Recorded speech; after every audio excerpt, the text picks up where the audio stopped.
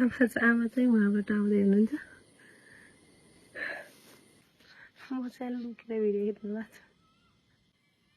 यस्ता लुकेर भिडियो खिच्न लागेको छु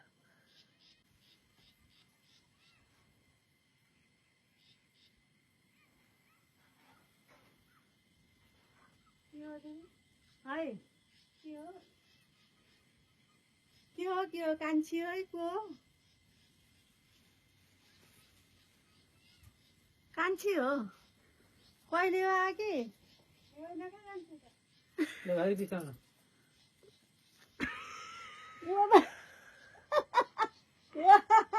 छोरो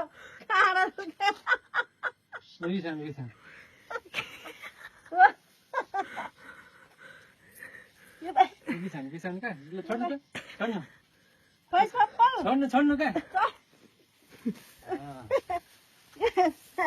कान्छी आकी होइन कि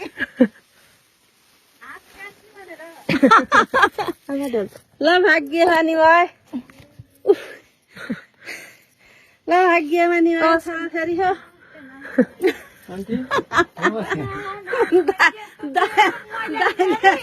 दाइले एकजना पाहुना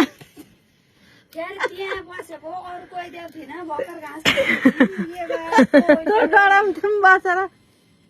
जलङ जुलुङ मान्छे दिदीले हेर्दाखेरि भर्खर त कोही थिएन दिदीको र भन्दै म बाबा त डराउँथ्यौँ के हो त नि आमाले हेरेको हेरे गर्नुभएको म चाहिँ मुख छोपेर बस अनि कथेर त नि